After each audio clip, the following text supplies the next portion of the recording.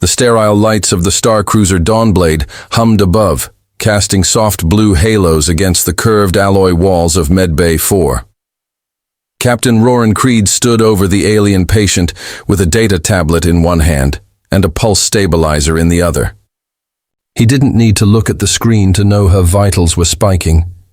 His gaze was locked on her, purple-skinned, silver-haired, and utterly still except for the subtle tremble in her breath. Her name was Zalari Anthera, a noble-born from the Othari system, an empire infamous for its complex cultural codes and ruthless enforcement. She had been found unconscious in an escape pod, drifting near the Harkon Rift. Creed's orders were to treat her, report her identity, and transfer her to Othari Command. But something in her eyes had stopped him cold the moment they opened. "I thought you were different," she said softly, barely audible over the soft pings of medtech. Her fingers clutched the edge of the blanket he'd placed over her. Her skin shimmered like amethyst under the surgical lights. "No other human would have dared touch me, let alone save me." Creed knelt beside her, voice low. "You were dying. I didn't give a damn about protocol." Her lips parted slightly. "But now that you have, Roran, pulling away from me, it's illegal. On my world, it's a declaration of intent, of mating." He stiffened, unsure if he misheard. "What?" "In Othari culture, once skin is shared in life-saving contact, retreat is seen as dishonor. A bond forms. You can't just walk away." Her gaze was fierce now, a warrior's fury and a woman's ache. Creed exhaled. "I didn't come here to claim you, Zalari. I came to help." "But you did," she whispered, reaching up to touch his wrist. "And now I am yours, or your enemy. There is no in-between." Damn it, he thought. He hadn't meant for this to happen. But she was no ordinary alien. Her people would send assassins rather than let a noble be sullied by disgrace. And if he abandoned her now, she'd suffer more than dishonor. She'd be executed. Suddenly, the alarms blared. A deep vibration shook the ship. The intercom flared with the voice of his second-in-command. "Captain Creed, we're under attack. 2 Othari warships have entered orbit. They're demanding we hand over Zalari Anthera." Creed looked down at her. She didn't flinch. "They will not let me live, Roran, unless you claim me publicly, unless you fight for me." He looked to the stars outside the viewport.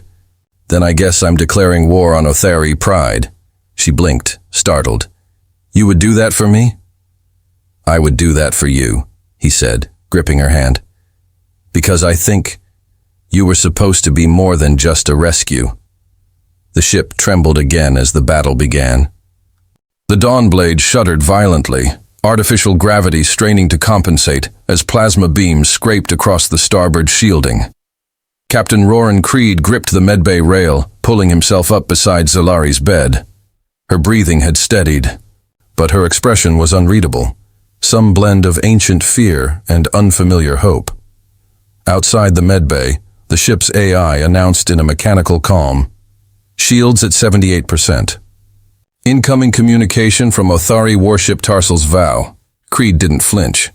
"Patch it through. Visual." The far wall shimmered, and a hollow formed. An Othari male draped in ceremonial crimson, long silver braids coiled around his temples. His golden eyes flickered with disdain. "Human captain," the alien spat. "You harbor a noble fugitive. Return Zalari Anthera at once. She is betrothed to High Warlord Vason. You've trespassed beyond diplomacy. You are in violation of 6 accords and 13 taboos." Creed leaned into the projection, jaw tight. "She's under my protection. She nearly died. I saved her." "You saved what is not yours," the envoy barked. "She was not yours to touch, let alone bond. By Othari law, this is mating interference, punishable by fleet destruction. She's a person, not property," Roran snapped. "And if you want her, come take her," the envoy snarled. "Prepare to be boarded. There will be no honor left of you." The feed cut. Roran turned to Zalari. Her knuckles were white where they gripped. The bedding. He spoke the truth, she murmured. I was betrothed by force to Vasan. I fled to die free rather than be bound to that butcher. Creed stepped closer, his voice low. And now? She looked up at him, eyes glowing like dusk over violet dunes. Now I don't know what I feel. You weren't supposed to matter. Another explosion shook the deck, closer this time. Creed activated his wristcom. Ret, divert weapons to forward batteries. Target engines on the Tarsal's vow. We're not playing by their rules. Aye, Captain, came the reply, just as the ship banked hard to port. Roran turned back to Zalari. If I'm going to protect you, I need you to help me understand what you've dragged me into. She gave him a look that bordered on sorrowful and seductive. You touched me. That means, to my people we are bonded. Spiritually, physically, politically. If you pull away now, it would be the gravest offense. But you didn't choose this either, he said. I did, she whispered. When I survived. When I looked up and saw you standing over me. Another strike rocked the medbay, the lights flickered. The ship groaned under the weight of war. Creed reached for his sidearm, then offered her a hand. We need to get you to the command deck. She hesitated. Then, slowly, she took his hand, slipping from the bed. The moment their fingers touched, again, an unseen current seemed to pass between them, warm, steady, and impossible to ignore. The door slid open with a hiss, revealing a squad of armored Marines running past. The corridors were chaos. Alarms screamed, crew scrambled, and the Dawnblade pulsed with the breath of battle. As they approached the bridge, Roran glanced at Zalari, who moved with unnatural grace even in borrowed clothes. You were trained to fight, weren't you? He asked. I was bred to lead, she said, eyes narrowing as she reached for a fallen Marine's rifle. But they trained me to kill. Even in exile, I remember. They burst onto the bridge as the main view screen lit up with the image of the Othari fleet closing in. Another warship, the Binding Word, now flanked the Tarsals. Vow! The trap was closing. Ret, his grizzled second-in-command, turned from the console. 2 cruisers. They're preparing boarding spikes. You want to run or fight? Creed's answer was a sharp glance at Zalari. We hold. She stepped forward beside him, drawing herself tall. Broadcast this, she said. To all Othari. Frequencies. Ret raised a brow but complied. Zalari raised her chin. I am Zalari Anthira, born of House Telisar. I was promised to a tyrant I never chose. But now I am bonded, by Othari law, to Roran Creed, captain of the Dawnblade, warrior of Earth. Any attempt to breach this ship is a declaration of war, not just against him, but against me. I choose this man, and any who oppose it, oppose the right of union. There was silence on the bridge, then a burst of static from the comms. The Othari commander's voice returned, tense, seething. You disgrace your bloodline, Zalari, but so be it. We will cleanse you both with fire. Creed smirked. They don't believe in happy endings, do they? Zalari's eyes never left the screen. Then we give them a story they'll never forget. Outside, the void erupted in flame as the Dawnblade surged forward. The Dawnblade lunged forward like a predator, artificial gravity rippling across its sleek decks as its pulse cannons flared. In the vacuum of space, fire bloomed silently, a storm of kinetic fury greeting the Othari warships that dared to encircle them. Roran Creed braced against the bridge console as a tremor shuddered through the deck. Direct hit on the Tarsal's vow port thrusters, Ret barked, eyes scanning the tactical readouts. But the second cruiser is closing, boarding spikes incoming. We don't let them attach, Roran snapped. Reorient, blow out the spike locks before they breach hull integrity. Zalari was already moving, lithe and graceful even in chaos. Clad now in scavenged armor plating over her shoulders and hips, she looked every bit the battle-born nobility she once tried to escape. I'll lead the response team, she said, securing a shock rifle from the weapons locker. "You've barely healed," Roran said, "and if they realize who you are—" "They already do," she cut in, voice sharp, "and they'll come harder because of it." Their eyes locked. Not the fevered stare of battlefield desperation, but something more. Deeper, a bond, unspoken. Growing. "Just don't die," he murmured. She gave a half smile, rare and devastating. "Not before we finish what you started, human." She vanished through the blast doors with the boarding party. Moments later, the ship shook again, harder this time. The thud of foreign metal piercing hull rang like a death knell. Roran turned back to the helm. "Rhett, they've got us boxed in." "What's our opening?" "Minimal. If we push through the asteroid field at grid 87Z, we can loop their formation, but we'll take internal damage." Creed narrowed his eyes. "Do it." As the ship dove, metal screamed and lights flickered, hull pressure fluctuating dangerously. Sparks erupted from an overloaded console. Somewhere below, the clash of weapons echoed through the comms. The sound of Zalari's voice came in like fire. "We're holding the forward junction, but they brought elites. I recognize their markings, personal guards of Vasen." "He's coming himself." Roran felt the chill run down his spine. "Fall back to deck 7, he ordered. "I'll meet you there." He grabbed his plasma revolver and sprinted out of the bridge, ignoring Rhett's protest. With every hallway, he passed. Memories flashed. Zalari collapsing into his arms, the trembling touch of her hand, the way she whispered his name like it meant freedom.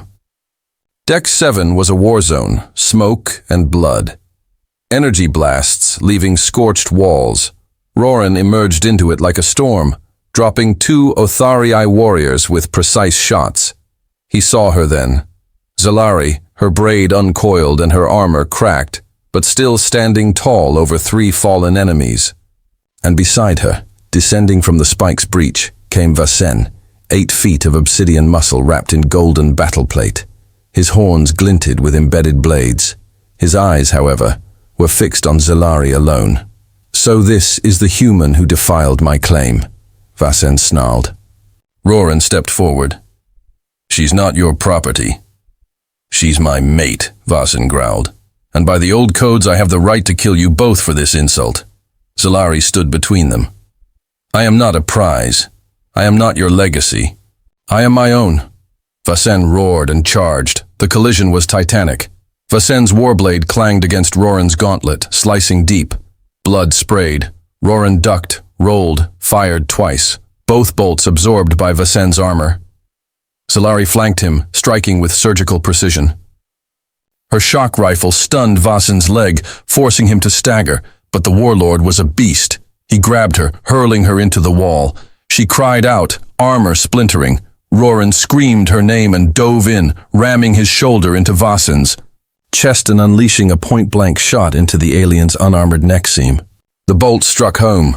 Vasen gurgled, stumbled, then dropped to his knees. Black ichor streamed down his chin. "You were never worthy of her," Roran said, standing over him. The warlord slumped, lifeless. Silence. The boarding party faltered, saw their leader fall, and retreated. The tide turned in a heartbeat. The Dawnblade surged out of the asteroid field, its escape vector clear now. A battered, blood-stained crew held the ship together. Rhett's voice crackled through the comms. "Captain, Otharii forces are scattering." "We're in the clear." Roran ignored the report for a moment, kneeling beside Zalari. Her lip was cut, her breathing shallow, but her eyes were still filled with fire. "You stayed," she whispered. "I told you I wouldn't pull away." She smiled faintly. "Then you must marry me." His brows raised, heart thudding. "What?" Her voice was soft, but her grip on his arm was firm. "You touched me. You fought for me. You killed my betrothed. According to Otharii law, it's the only way now. Or they'll come again. Stronger. Meaner. With a blood right to avenge him. And if I say yes?" Her fingers curled into his shirt. Then you become more than a protector. You become my partner, my match. He leaned close, eyes searching hers. Then I guess I better learn how to plan an alien wedding, she laughed, despite the pain. You already know the first rule. What's that? Never pull out, she teased. It's illegal here, remember? He laughed too, because somehow, in the midst of war and chaos, they had found something real. 1,000 ships shimmered across the void, casting golden reflections over the violet horizon of Ajal Tir Prime. Roran Creed stood aboard the bridge of the Dawnblade, now fully repaired, with his reflection staring back at him in the glass of the viewport. But he wasn't thinking about the fleet. He was thinking about her. Behind him, the automatic doors hissed open. Solari entered in ceremonial robes, deep green, lined with star thread, her silver gold hair woven into braids, marked with glowing tribal glyphs. Her skin shimmered with the faint lavender hue of sacred oils. You look like someone ready to surrender, she said, amusement in her voice. He turned, adjusting the stiff collar of his ambassador uniform. Never surrendered to anyone in my life. Her eyes twinkled. And yet, you're walking into the Othari assembly as my bondmate. Temporary insanity, he said dryly. That or I'm really into illegal marriage customs. She smiled, but beneath it was tension. They both knew what awaited them in the assembly chamber, the trial of union. By Othari tradition, when a noble's betrothal was challenged and broken by force, the surviving bond had to be validated publicly, through trial, ritual, and potential combat. And worse, the ruling houses could deny the High Cobe union. If they did, Solari would lose her nobility, and Roran would be executed for cultural contamination. They arrived at the ceremonial dais as crowds gathered in a spiraled amphitheater of living stone. Representatives from hundreds of Othari houses watched in silence. A horn echoed. High Priestess Virith rose from her throne. You come before Zelari and Thera, once betrothed to Warlord Vaesen, and you, Roran Creed, offspring of Terra, to claim union under Othari right. Roran stepped forward. I claim nothing. I stand with her. She chooses, and I support her right to choose.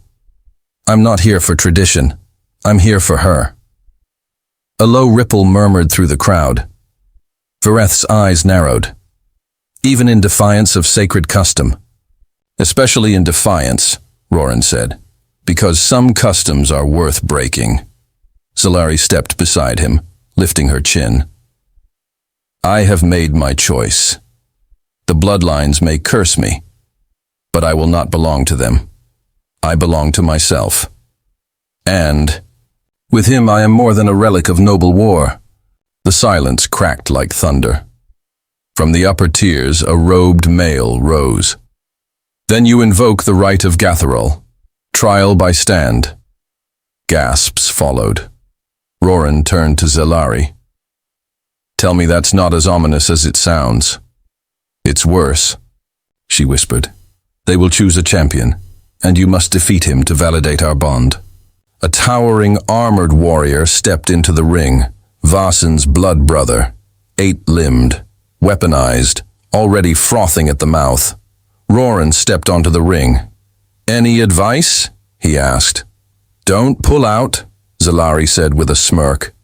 Seriously, you run, you die, you hesitate, you die. Great, he muttered, flexing his fingers around a charged glaive. The fight began like a supernova.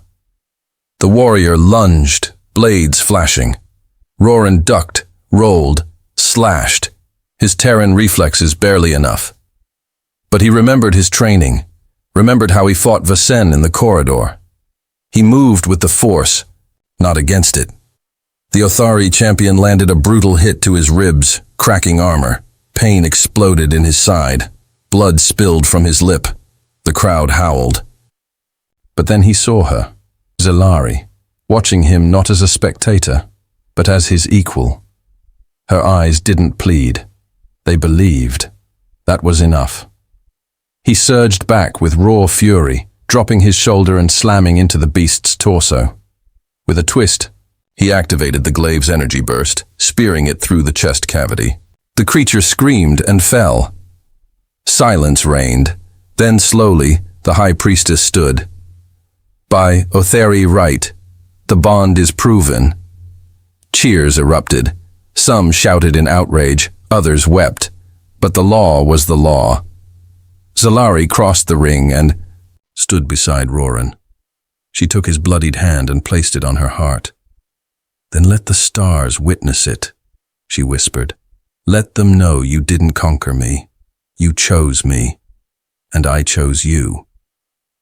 He leaned in, pressing his forehead to hers. "That's all I ever wanted." Later, Dawnblade, private chambers. The 2 weeks had passed since the battle in the storm-scarred valleys of Ithar Prime, but Roran Creed still felt its weight in his bones. The political tremors it caused hadn't quieted, only shifted. The victory had bought them time, but not peace. Not yet. The Dawnblade hovered in orbit above Ajaltir Prime, now host to one of the most sacred ceremonies in Othari culture. Roran stood at the viewport, gazing at the swirling lavender clouds and the golden city rings of the capital below. But his focus wasn't on the stars, it was on the heartbeat behind him, steady, silent, unwavering. Zalari stepped closer. The faint hum of the ship's systems pulsed underfoot, and her presence always felt like gravity had shifted to keep her near. Her long, pale silver hair shimmered under the ambient lights, and the ceremonial green silk wrapped around her lithe form made her look like a goddess from a forgotten myth. Yet her eyes, those sharp, intelligent amethyst eyes, held no illusions. "You're still tense," she said softly.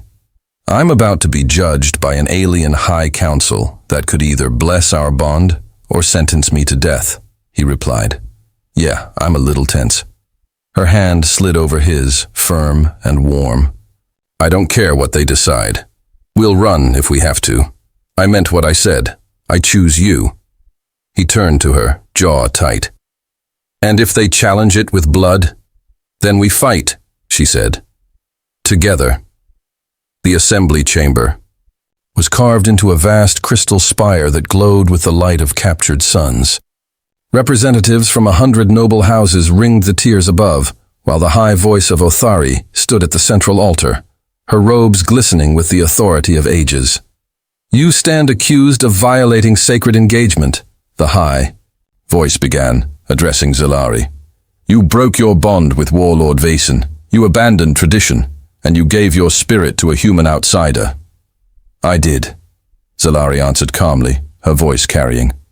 "And I do not regret it. My freedom is not theirs to trade." Whispers spread like wildfire. Gasps. Some scoffed, but none interrupted. Then the high voice turned her cold eyes to Roran. "And you, Terran, do you seek to claim her as property? As prize? Is this another human indulgence in conquest?" "No," he said. "I didn't come here to take anything. I fought to save her, yes. But she saved me too. We stand as equals." A noble rose, his robe lined with crimson feathers. "If that's true, let him prove it. Invoke the right of Gatherel. Trial by stand." Zalari's hand stiffened in his. "They mean to test your worth, in blood." Roran didn't hesitate. "Let them." The trial ring was a circular arena of light and energy, bordered by glowing spires. His opponent, a monstrous Othari hybrid warrior named Jareth Ka, bred for combat and ritual vengeance, stepped into the ring. 8 feet tall, plated in ceremonial armor, and wielding a trident sparking with volatile plasma. No words were exchanged, only movement. Jareth struck first, and the sheer force rattled Roran to the core. He ducked, rolled, and activated his gauntlet blade. Every swing of the enemy's weapon carved searing arcs through the air, but Roran stayed mobile, drawing on instinct and training. The battle became a dance, one of life, love, and survival. He was faster, but Jareth was relentless. A glancing hit cracked his ribs, blood ran into his eye. His grip faltered. The crowd leaned in. But then he looked up and saw her. Zalari. Watching him. Believing. It reminded him of why he was here. Not just for love. For truth. For the right to choose. For both of them to be more than pawns. Roran surged forward, ducked a final sweeping blow, and plunged his blade into Jareth's side. With a cry of defiance, he twisted, ripping through muscle and sinew until the behemoth collapsed. Silence. Then came the chant. One voice, then dozens, then hundreds. Gatherel! Accepted! The high voice raised her arms. The bond is proven. The right is fulfilled. The union stands. The weight lifted from Roran's chest. Not just the pressure of survival, but the acceptance of something deeper. A world not conquered, but joined. Zalari rushed into the ring. She didn't speak. She didn't need to. She kissed him, full of breath and warmth and triumph. And when she finally pulled away, her lips curved. So, she whispered, you didn't pull out. Couldn't, he smirked. Illegal here, remember? She laughed, pressing her forehead to his. Good, because I wasn't done loving. You. Far above the ring, the stars turned. But for the first time, they turned for both of them. If you enjoyed this story of love, defiance, and unexpected romance among the stars, don't forget to follow for more HFY tales of battle, beauty, and bravery. Your support fuels the next adventure. Stay tuned.